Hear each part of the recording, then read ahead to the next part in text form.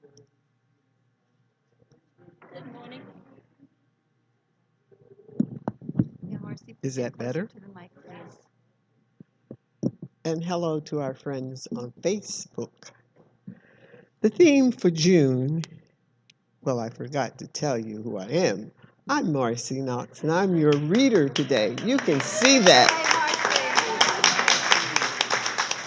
And now I will tell you the theme for June is It is, but my paper says June. I only do what I'm told. Sorry. Okay. The theme for was and is July is living everyday wonder relationship. The topic for today is you and I are we. Ernest Holmes writes, love is the only final security in the universe. Love is the greatest healing power in the universe, the only thing that binds people together in a community of spirit like we are here. In the book of Matthew, chapter 22, verses 35 through 40, Jesus replied, excuse me, love the Lord your God with all your heart and with all your soul and with all your mind. This is the first and greatest commandment. And the second is like it. Love your neighbor as yourself. All the law and the prophets hang on these two commandments. And finally, some unknown mystic shared this with the world. There are no strangers here, only friends you haven't met yet. Let's affirm together. I celebrate the we, which is intimately one with itself.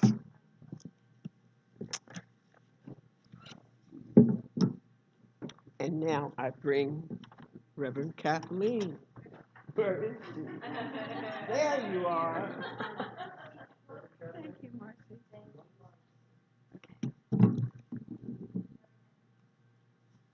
Our little Okay, so you see what's going on here? This is behind the scenes. This man has done so many wonderful things to make Choir Sunday happen. Dan has been working tirelessly to get settings going. He's coming in early. He is sweating spiritual buckets over this. And I occasionally screw up.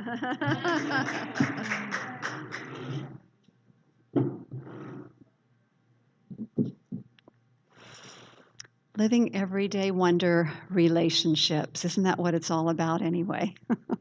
It's about this relationship that we have with one another, relationship with the divine in each other, relationship with our planet, all plants, animals, minerals, etc.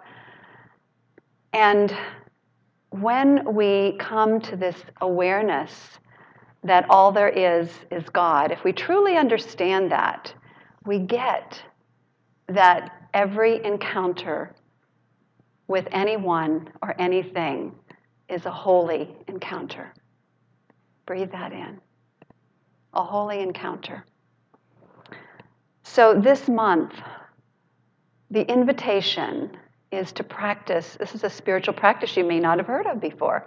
It's called engaged relationships. The spiritual practice of engaged relationships. And to put that into action in a very high level way is to relate to everything from that awareness that this is spirit connecting with spirit, spirit communing with spirit. Because all there is one source, one life, one presence, one power. It takes everything to the next level. And so that's what the invitation of practicing, using the spiritual practice called engaged relationships is all about. It's about staying in that awareness, practicing that over and over again, reminding ourselves, this is a holy encounter.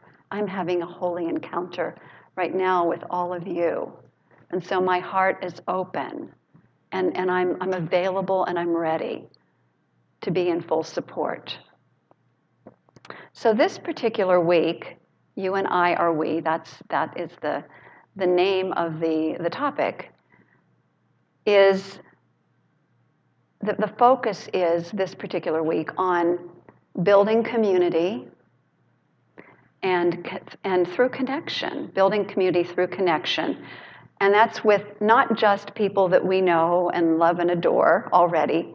It's about connecting with those who we may have called strangers. And of course, now we know a stranger is just simply a friend that we haven't met yet. I mean, I really love that concept. So love thy neighbor as thyself. That beautiful statement made by the master teacher, Jesus the Christ. Loving thy neighbor as thyself. That is the essence, as thyself. And if you look at that metaphysically, loving thy neighbor, we're going to be learning everyone is your neighbor, as thyself with a capital S, as seeing them as the face of God. William J. Toms, and I'm adapting this a little, but he said, be careful how you live and show up. You may be the only, and he said Bible scripture, but we can also say the only science of mind, verse, and affirmation that some person will ever experience. So be careful how you show up, because you are demonstrating, you are one who demonstrates the spiritual principles that we teach. So Ernest Holmes offers in the back of the Science of Mind textbook all of these short meditations to contemplate. And so I wanted to share one of them with you that I think speaks to our topic today so beautifully.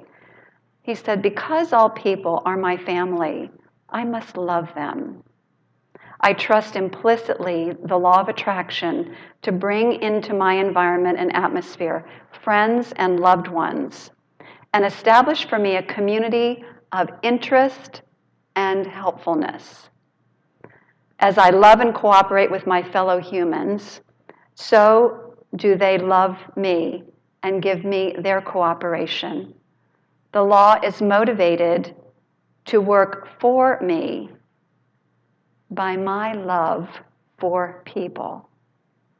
By my love for people.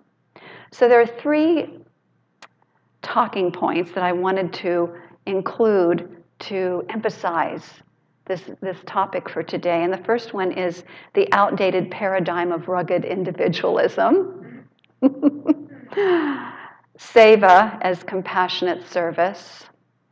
And the last one, I had a little trouble coming up with the title of it. It's about serving the one, but ultimately it's about uplifting, being a beneficial presence that uplifts other people, inspires them, uplifts and inspires.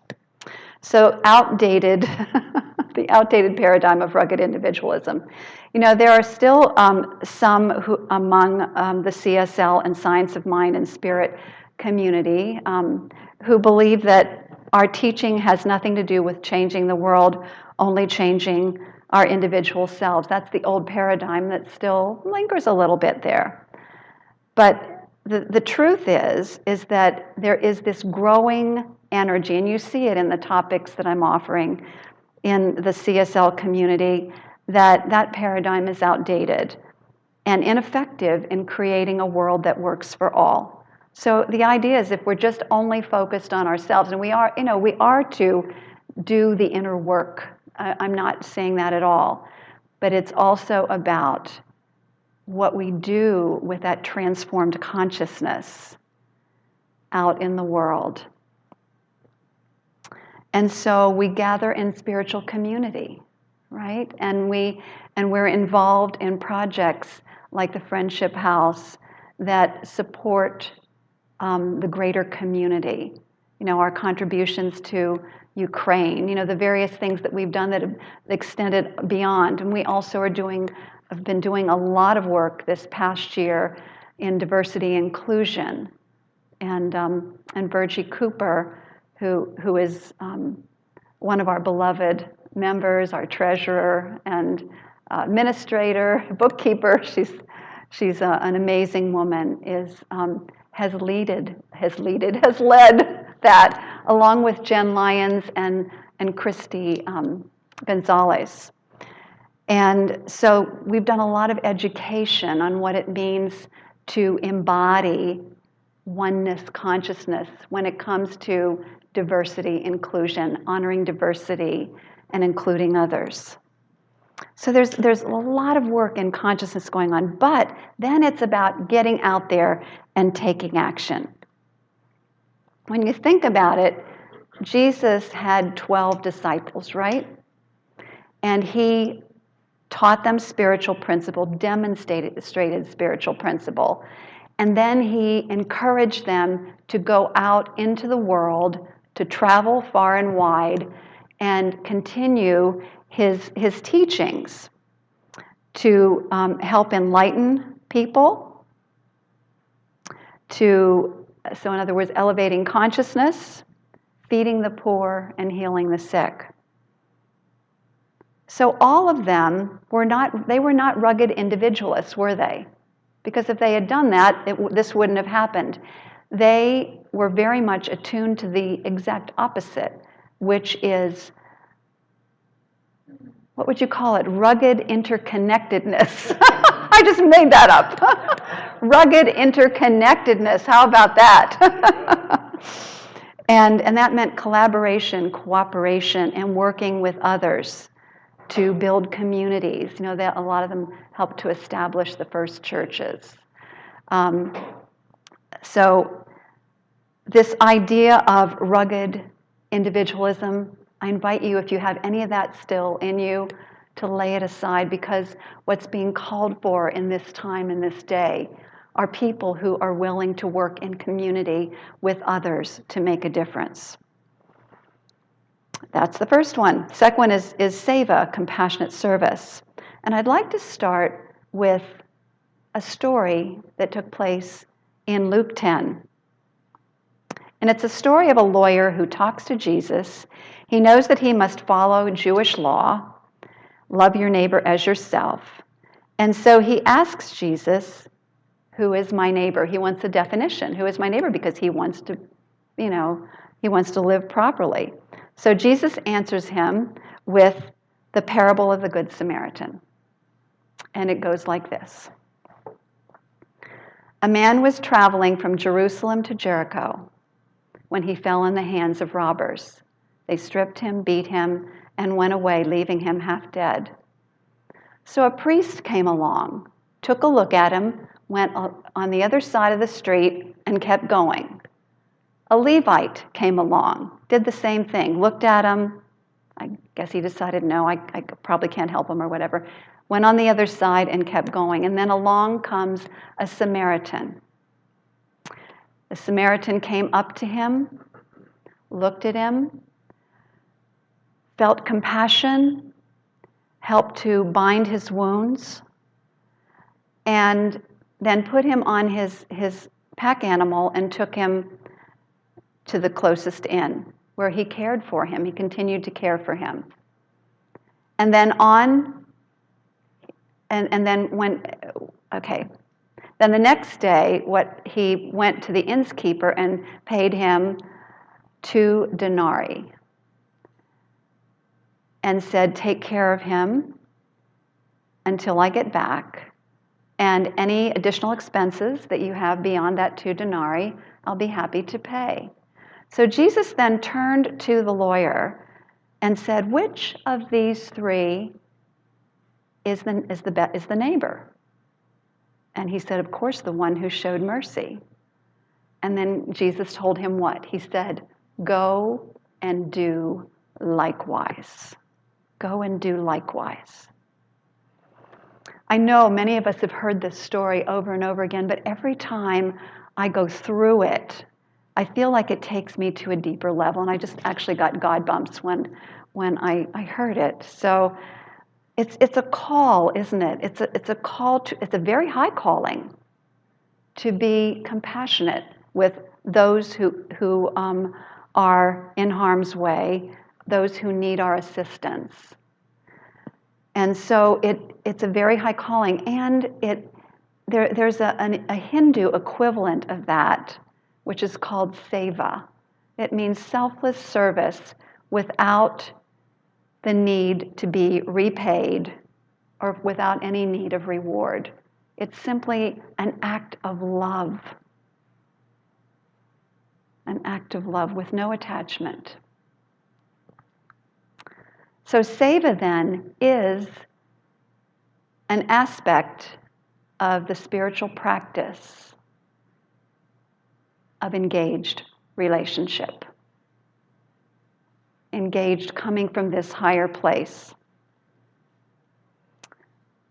And we grow spiritually. Because it's a spiritual practice, we grow spiritually each time we make that choice, that compassionate choice to serve, to support, or to assist in any way. So Monica has been very active in the background. Those of us who receive the emails have seen all the work that she's put into it, into developing Seva teams. And if you're not on a Seva team, I invite you to see, Monica, raise your hand, to see Monica, and she will support you in getting on one of the Seva teams, where you will be trained. There are Seva team leaders who are part of our community, and those Seva team leaders will be sure that you're appropriately trained. But what I want to say is, this is the next expression of our spiritual community really becoming more of a community that shares the responsibilities, shares the tasks to be done. And I'm so grateful for all of you who said yes and joined a Seva team. So we grow. We deepen our sense of connection with others. People who are on the Seva teams if they're not already, are going to become very close and with each other for doing what they're doing. And it's a once-a-month commitment, That's all it is, a once-a-month commitment. And so the other thing it does is it builds community and connection in a beautiful way. You can also activate this thing called Seva, engaged relationship, by contributing to our benevolent fund. Just recently, we were able to award someone who is having financial challenges in our community with a very nice sized check because of the contributions that many of you have made to the benevolent fund. And it's something that truly does support, and many in the community have benefited from it. The other piece of it is, though, you can also contribute to the scholarship fund. The scholarship fund assures that anyone who wants to take a class in our community can take a class. And so that's another way that you can practice and activate Seva in your life. We know that these classes, when people apply themselves and take several of them, transform lives. I've been able to witness it since 1990. I've been involved in this spiritual teaching since 1990. I have watched many, many, many people's lives transform if it's applied. And the classes help you to apply it while helping to establish connection as well with others and mutual support. It also helps each individual become more sustainable in their own lives by teaching principles of prosperity, which really, truly are all based on love. So, in other words, we're helping to create a more sustainable future through more sustainable consciousness. So that's Seva, compassionate service. The next one is serving the one. Serving the one through uplifting and inspiring others. There's another story in the book of Matthew 25, 35 through 40, where Jesus instructs his disciples in the principle of oneness.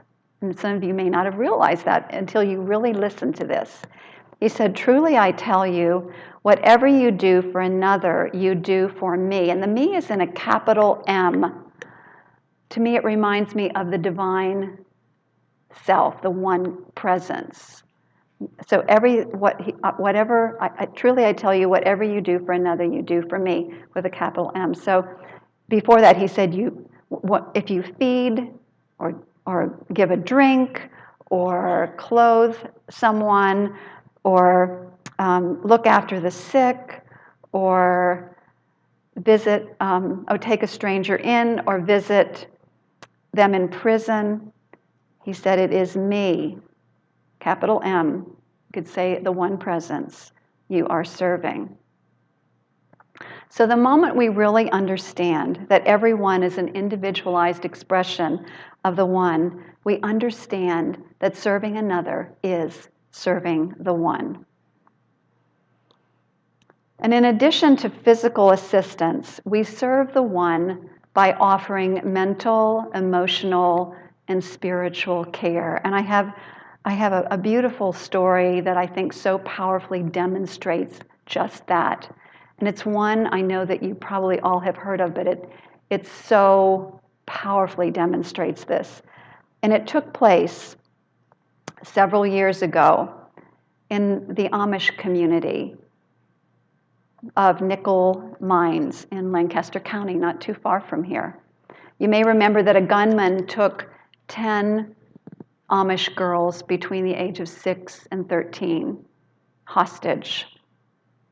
He ended up shooting 8 of them. 5 of them died. And then he shot himself. Well, the thing that was so powerful for me, and I know for the rest of the world, is the way in which the Amish responded.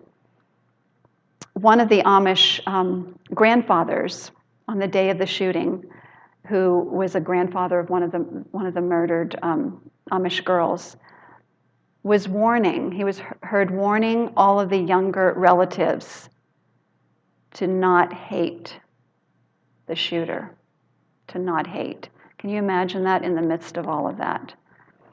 And then there was a member of the Brethren community, his name's Jack Meyer, who lived near the Amish and was real connected with them. He said, "I don't think there's anybody here that wants to do anything but forgive.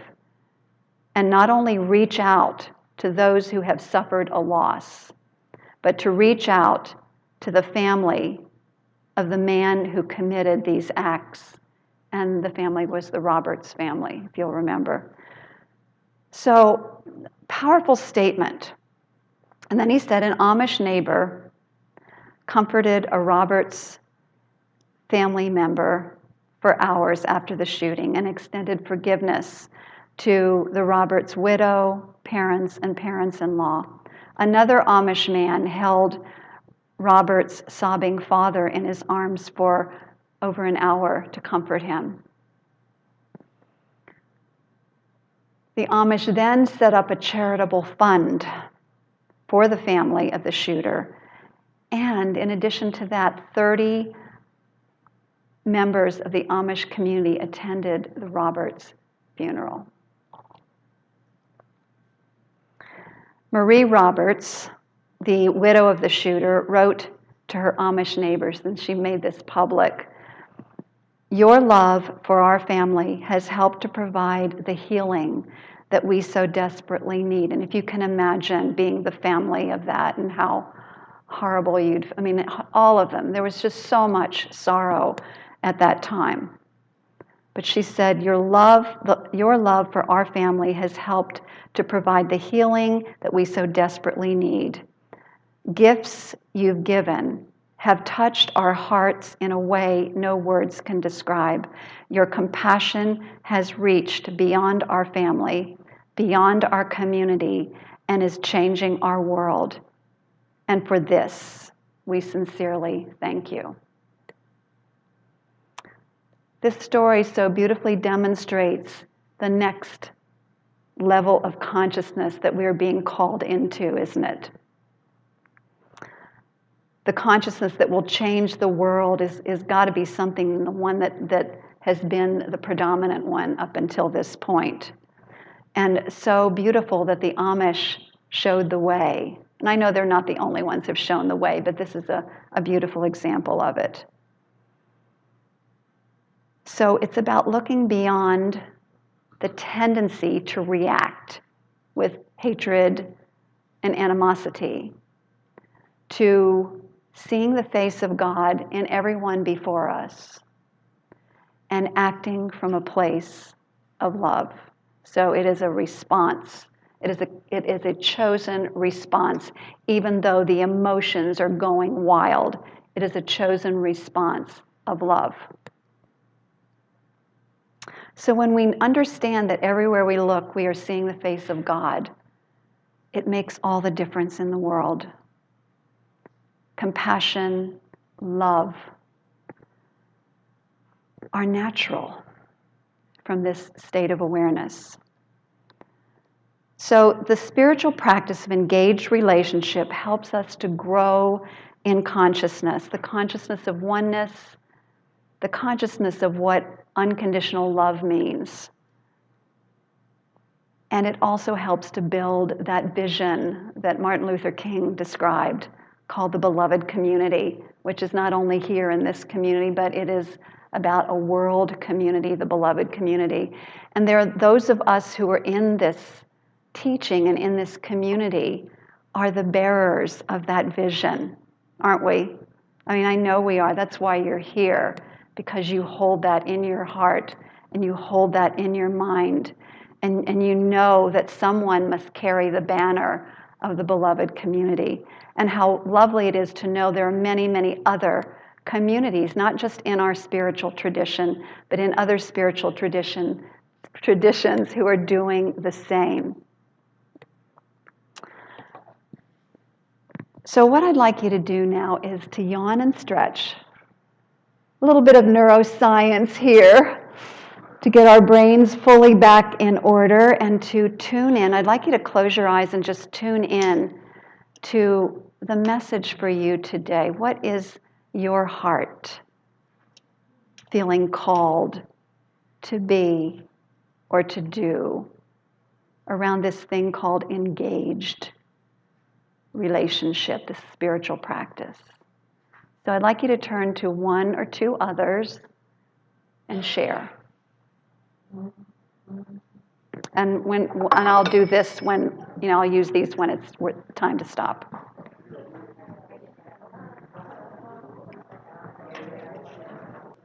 Complete your sentence. I saw a lot of engaged relationship going on. So beautiful. So beautiful to witness. I saw some people starting off in either groups of 2 or 3 and then gather into larger groups and connect with each other too. So I'm really so grateful for your willingness to participate. I'd like you to continue this. I'm inviting you to continue this throughout the week. And today after service, here's another opportunity that you have is to practice engaged relationship by finding someone that you haven't spoken to recently or that maybe you don't know very well, and get involved in a true, real conversation. Get to know the other person, find a little bit more out about them, make a deeper connection. Is everybody willing to do that after service today? It won't take long, but just an opportunity just to go a little deeper with each other. So in order to manifest a world that works, we must evolve into a new consciousness. A consciousness of love, a consciousness of awareness that we are looking in the face of God with every single encounter. And it will make a difference, I guarantee you. So let's just turn within and give thanks for this opportunity to more fully embrace, embody, and express this thing that we call love. We know that love is the only answer. We know that love is the inspiration, that love uplifts and supports, not only us, but uplifts and supports others. And for this, I give my thanks. So knowing that all here today are blessed, all who are joining us on Facebook are blessed, and that the world truly is a better place because of the way that we have chosen to show up as love. I release this word into the omni-action of universal law, giving thanks for the manifestation of it in our hearts, in our minds, in our very being. And so let's affirm it as so by saying, yes, and so it is. Thank you so much, everybody.